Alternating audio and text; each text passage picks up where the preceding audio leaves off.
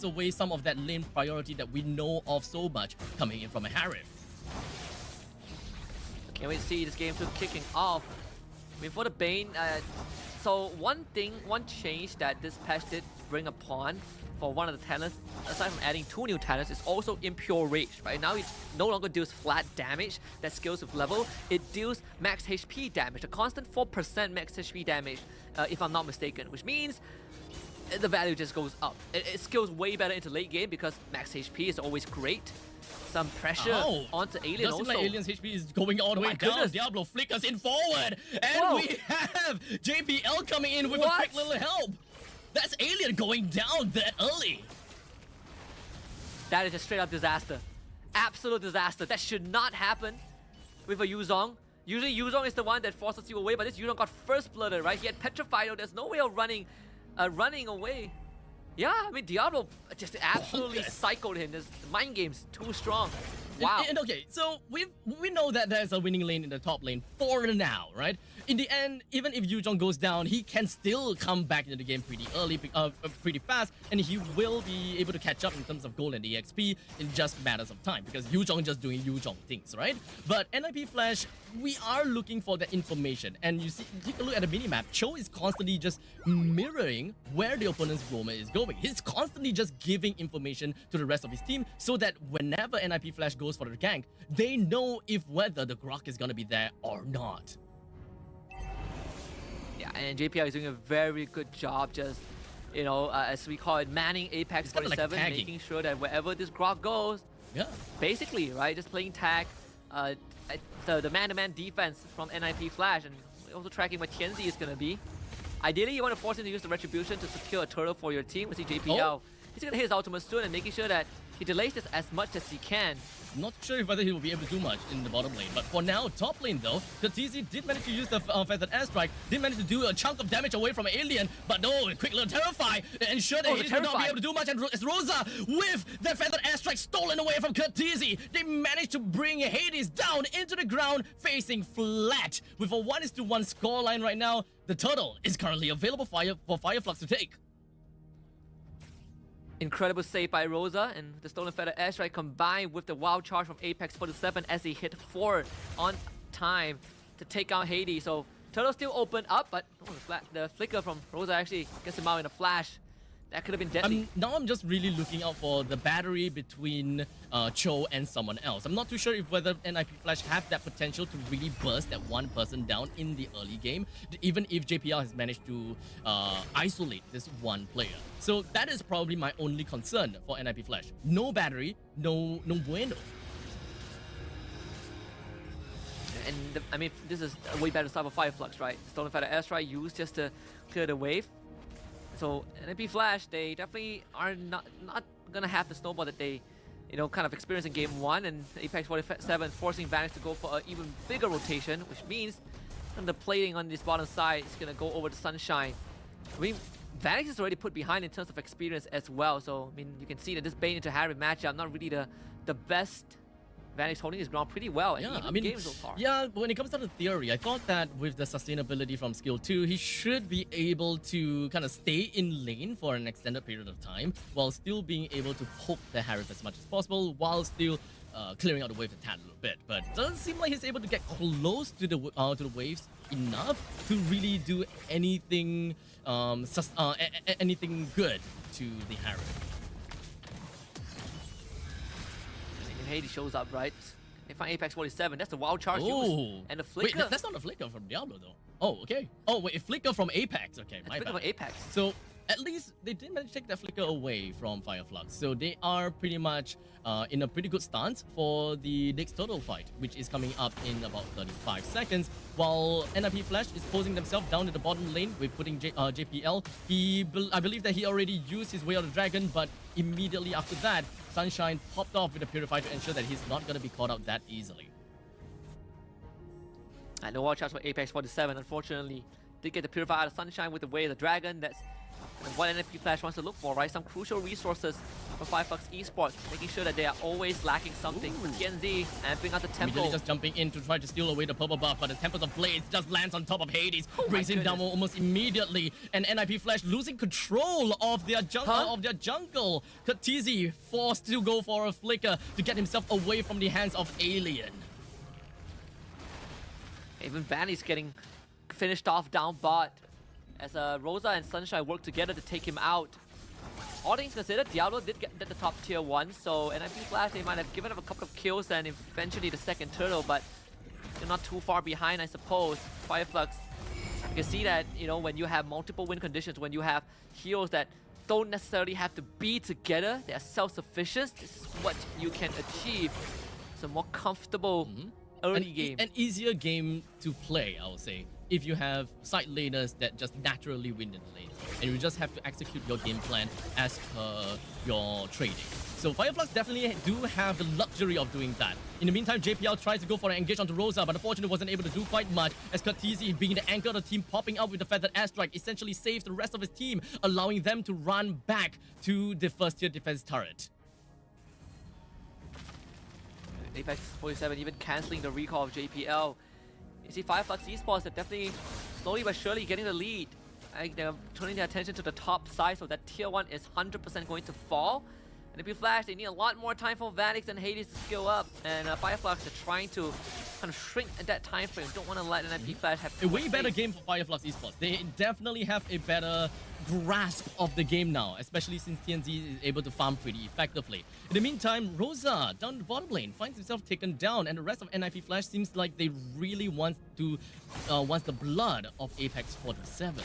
But I don't think that is going to be all that simple though, as Alien's just going to be hiding around the brushes. But I don't think that they will be able to catch anyone, except for the fact that Diablo with the quick little armor fendant onto Apex 47, but not enough damage to really do anything good. Yeah, not yet, at least. I mean, NIP Flash, they got the kill onto Rosa, so that's good. I believe the kill went over to Kurtizi. Even see Alien in the mid as well. JPL was fishing for a kick side against it. NIP Flash, I think they don't really need to rush. Immediately with the armor fender, did manage to collect down onto Alien. And the battery of having the feathered airstrike being used to make sure that they bring Alien down. I guess that is one of the batteries that we can look out for, but is after all going to be an ultimate that's being used. As now Whale Dragon connecting on TNZ, Hades takes down the Ling, and they have also managed to steal away the purple buff. The next one on the chopping block, they want to go for Rosa, but Rosa, he did manage to steal the ammo fendant onto Diablo, and he did manage to connect onto that, allowing Harif to drop down the Zaman Force, brings him down. But then IV Flash, they're not going down without a fight. What? As Vanix and Katizi joins into the fray and immediately take him down. That puts Fireflux with 3 men down, and NIP Flash have got the Lord. So much damage from Vanix. Flickers, deadliest catch, and a crap wall cannon. Even a passive splash in the face of Sunshine, who evaporated just like that. NIP Flash getting the first Lord. Lead now falling towards them, and this is a magic bane. They get a Holy Crystal Lightning Truncheon. No wonder Sunshine evaporated just like that. That explains. Having a Mage Bane onto their side. Boy, oh boy. Definitely a lot more annoying to deal with. So now, now Fireflux, they really have to do quite a lot of itemization to really work with that. Now, looking at that, boy, oh boy, the deadly catch, indeed, real deadly. It just rips through Sunshine.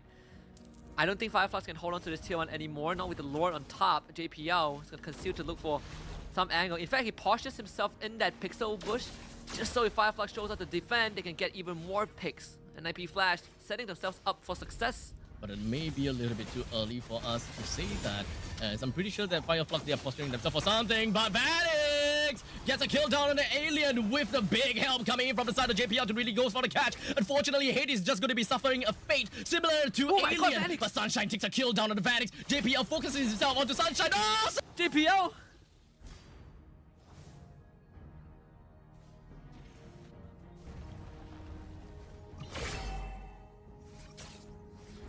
All things considered, Fireflux only losing Alien in the process. We felt like, well, good counter engage from Apex 47 once more with the Flicker Wild Charge to disable Hades and Vanix in that fight, but I gotta say, Vanix's damage is out of this world. Almost two-shotting Sunshine if he didn't have the extra shield from the Chrono Dash. But at least Fireflux Esports still keeping the game even. TNZ jumping onto Katisi, but I don't think that Katisi will be that easy of a kill. But now the Wild Charge misses out on the Diablo. He will be able to clear out the wave just so easily. NIP Flash managing to defend their middle lane first-tier defense turret. The fact that NIP Flash didn't even get top tier 2 is good news. And now JPL with a Dragon connecting on Rosa. He does have I'm offender though, so look out for that. As now we have Sunshine with the Furious Dive. Manages to connect on the 2. As such, JPL and Diablo is going to be taken down while Alien puts himself in the Black Dragon form. Really zones away the rest of NIP Flash as they say, we are done. We've got the 2 kills that we need. NIP Flash getting a bit impatient with their plays. JPL went for the kick, but unfortunately his teammates do not have enough damage, and they even ate a Petrify in the face as well. So, I mean, NIP Flash got to slow down a little bit, right? Vanix has a lot of damage, but he still, at the end of the day, needs to get up close and personal. Fireflux Esports taking control of the map, but NIP Flash at least still have the mid-tier 1. And because of the mid-tier 1, I think that is a lot more difficult for Fireflux to really take control of the river at this point in time. With Dragon connecting down on the Rosa, and that was a pretty fast kill. I would say that the Vanix with the Mage Bane is the battery of the show because of the massive amount of burst that we weren't expecting at all. Some people might not realize, but Cho got a slight buff on Jit Kundo. It covers a lot more distance with his dashes right now. That's why JPL moved across half the screen with his full combo. Pretty scary, I gotta have to say. But now the Black Dragon form emerges, and Apex 47 emerges as well. What was that deadly catch? What was that damage? And now TNZ hoping that he'll be able to run away. He will not. But the Lord was taken by Fireflux in the end, so that is a little bit of consolation. But unfortunately, there's only Rosa available to defend against this middle lane raid. Will Rosa be able to stay alive long enough though? I don't think they can keep this alive, unfortunately. For the airstrike as well. But wait, he did manage to get that kill. And even for the Lord, he's going to be bursted down almost immediately. Alien and Apex 47, they are going to be back here in the Land of Dawn. And NIP Flash understands that this is as far as they can go. Taking the inhibitor in the mid, that's all they want. This is a negative net gain from a Lord. You get the Lord, but you lose it in inhibitor, and I don't think they can even get the top tier 2 because Diablo is gonna clean it up in a flash as well. NIP Flash almost 3k a hit.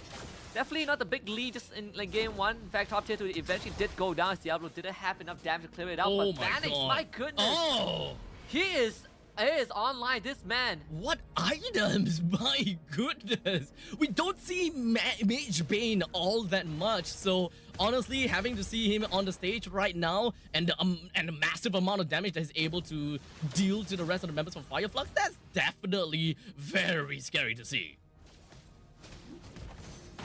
Incredibly scary, in fact.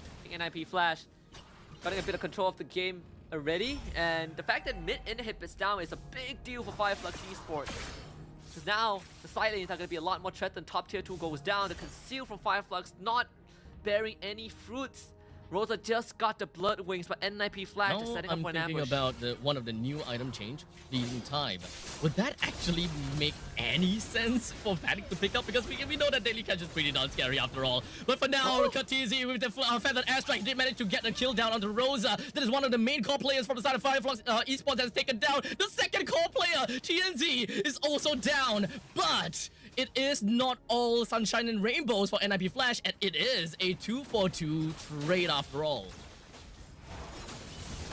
I gotta say, the magic burst damage. JPL catching down on the Apex 47, but I don't think that they have enough damage for all of that at all. He immediately Jikundo, or rather Shumpo himself out of that. Sunshine looking to get the final kill on the JPL, but the main fight was actually onto Vanix because he focuses down onto Alien, brings him down, and the zoning wasn't able to do much, but Apex 47! Oh, big wild charge coming in, being able to ensure that JPL and Katizi goes down, leaving Vanix all alone. Apex 47, the man! Absolutely savior. Apex 47 literally saved this team. NIP Flash did not expect him to still be in that bush, and this not only kind of balances out the skill, Fireflux Esports, but also opens up Lord possibility for them. Oh boy, 14:16. Let's look at things in the grand skill, right? In the grand scheme of things. We have a total of 1 Lord that's taken by the hands of Fireflux and 1 Lord taken by the hands of NIP Flash. But this is quite literally what we want to see from Fireflux. All the adaptability that we were talking about. Apex 47 going in with that wild charge. Chef's kiss. Yeah. Even Apex 47 just got the immortality. So second life, the second Lord granted to Fireflux Esports. Plus NIP Flash, they gotta kind of look out a little bit, right? Like you have better airstrike, you have a lot of damage, sure, but all your damage dealers are pretty fragile. Like if TNZ gets his hands on you, if Sunshine gets on top of you, if you get crowd control by Alien and Apex, a lot of things to consider for NIP Flash. You can't just go for the cookie cutter play of I pull someone in with the I'm offended and hope to burst them down without any repercussions. It just does not work like that. In the meantime, as the Lord postures itself up in the top lane, the rest of the members from Fireflux focuses onto the middle lane because that's the only tier 1 that's available. In the meantime, we do have the wild charge coming from Apex 47, but the Crown did manage to make sure that Vanix is going to be A-okay for now. Diablo walks away with not a lot of help to work with, but never mind, because NIP Flash, they did manage to take quite a lot of ultimates away from Fireflux. In fact, 4 ultimates. While NIP Flash, they still have quite a bit to work with. Most importantly, the Way of the Dragon. Yeah, the fact that Vanix saw predicted incoming gang and instantly Winter Crown before the wild charge was even remotely close to him. Him staying alive is very crucial because he's one of the main damage dealers that's going to help de-push the lane, and look at that.